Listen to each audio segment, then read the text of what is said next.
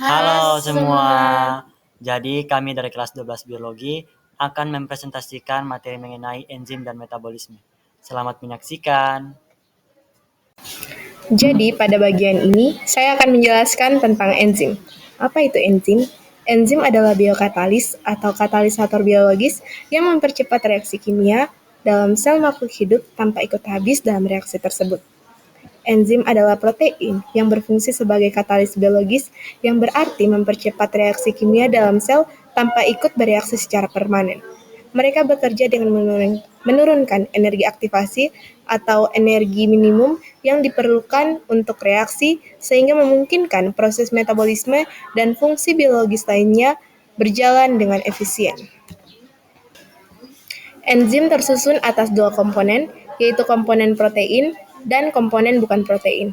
Komponen protein disebut dengan apoenzim, sedangkan komponen bukan protein disebut dengan gugus prostetik. Apoenzim dan gugus merupakan satu kesatuan yang disebut dengan haloenzim. Berikut adalah sifat-sifat enzim. Yang pertama, biokatalisator. Bersifat biokatalisator artinya enzim dapat mempercepat jalannya reaksi tanpa ikut bereaksi. 2. Protein. Enzim merupakan suatu protein sehingga memiliki sifat-sifat seperti protein yang bekerja pada kondisi lingkungan tertentu.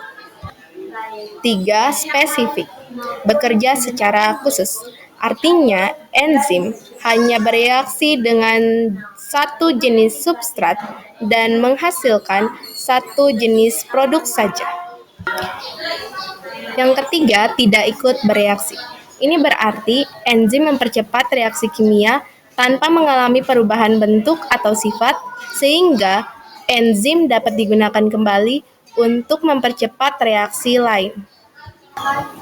Yang kelima, reversibel atau bolak-balik. Sebagian kecil enzim dapat bekerja bolak-balik. Artinya, enzim tersebut dapat bekerja untuk menguraikan suatu enzim senyawa-senyawa lain atau sebaliknya menyusun senyawa-senyawa tersebut menjadi senyawa semula. Berikut ini merupakan cara kerja enzim, yaitu melibatkan interaksi antara enzim dan juga substrat pada bagian enzim yang disebut sisi aktif atau active site. Pada bagian ini, enzim dan substrat akan saling menempel, dan substrat yang menempel pada sisi aktif enzim tersebut harus memiliki bentuk dan ukuran yang sama. Berikut ini mengenai teori-teori enzim, yaitu teori kunci dan gembok. Nah, pada teori ini kita menganalogikan mekanisme kerja enzim sebagai kunci dan juga anak kunci. Nah, substrat dan juga sisi aktif enzim. Nah, sisi aktif enzim terdapat pada enzim merupakan kunci, sedangkan substrat merupakan anak kunci. Nah, hanya substrat yang bentuknya pas yang dapat masuk ke dalam sisi aktif enzim tersebut. Berikut ini merupakan teori enzim yang kedua, yaitu teori induksi pas. Teori ini mirip dengan teori gembok dan kunci, namun dia menambahkan penemuan baru pada enzim tersebut. Nah, pada bagian ini, bagian substrat akan menempel pada sisi aktif pada enzim tersebut. Namun, sisi aktif pada enzim tersebut akan menyesuaikan dengan bentuk substrat yang menempel pada enzim tersebut. Seperti itu. Faktor-faktor yang mempengaruhi enzim, yang pertama yaitu temperatur atau suhu. Nah, enzim umumnya bekerja pada suhu 30 derajat Celcius sampai dengan 40 derajat Celcius atau pada suhu tubuh. Dan di bawah suhu tersebut, maka enzim tidak dapat bekerja dengan baik atau dengan optimal, tapi enzim tidak rusak. Yang kedua yaitu pH derajat kesamaan, karena enzim bekerja dipengaruhi oleh pH, karena apabila pH berubah, maka akan menyebabkan terjadinya perubahan asam amino atau kunci pada sisi enzim aktif. Yang ketiga yaitu konsentrasi. Ketika konsentrasi meningkat lebih banyak dibandingkan substrat, maka kecepatan reaksi akan meningkat sampai titik di mana seluruh substrat terikat oleh enzim. Yang berikutnya yaitu zat penghambat atau inhibitor. Dalam inhibitor ini terdapat dua, yaitu reversibel dan irreversibel. Yang pertama yaitu reversible.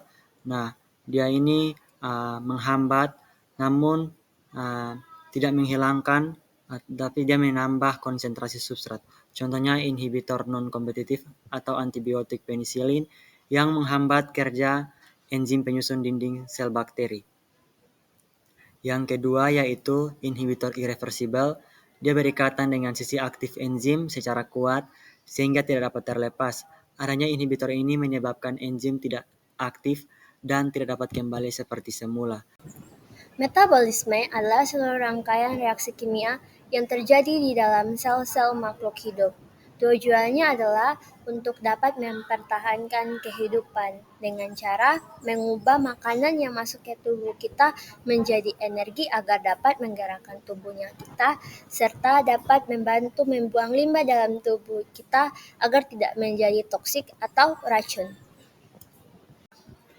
Enzim mengambil peran dalam metabolisme karena semua reaksi yang terjadi dalam proses metabolisme, baik pemecahan maupun pembentukan molekul, diatur dan dipercepat oleh enzim. Tanpa enzim, reaksi-reaksi metabolisme akan berjalan terlalu lambat untuk mendukung kehidupan. Dalam metabolisme dibagi menjadi dua, yaitu katabolisme atau reaksi pembongkaran, dan yang kedua anabolisme atau reaksi penyusunan. Katabolisme merupakan reaksi pemecahan atau penguraian suatu molekul kompleks menjadi molekul yang lebih sederhana, dengan tujuan yaitu untuk menghasilkan energi dalam bentuk ATP.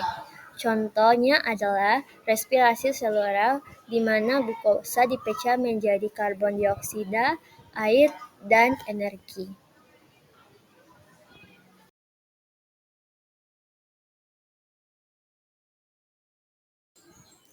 Dalam katabolisme melibatkan proses respirasi seluler yang dibagi menjadi dua.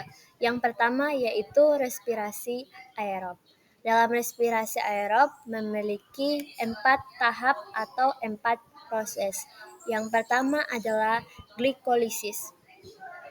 Glikolisis adalah peristiwa pengubahan molekul glukosa menjadi molekul yang sederhana yaitu asam piruvat.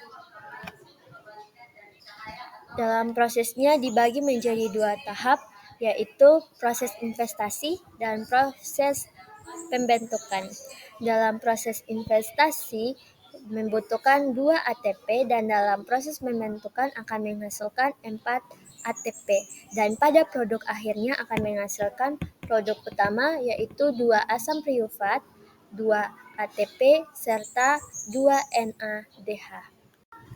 Yang kedua adalah proses dekarboksilasi oksidatif. Ini merupakan lanjutan dari proses glikolisis.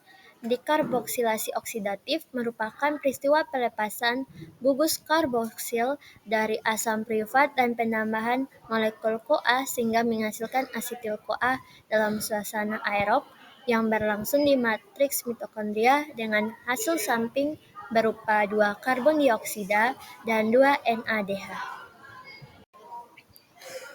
Tahap yang ketiga yaitu siklus Krebs. Siklus Krebs adalah peristiwa pemecahan 2 asetil CoA untuk menghasilkan 4 karbon dioksida dalam suasana anaerob yang berlangsung di matriks mitokondria dengan hasil sampingan berupa 2 ATP, 2 NADH, dan 2 FADH2.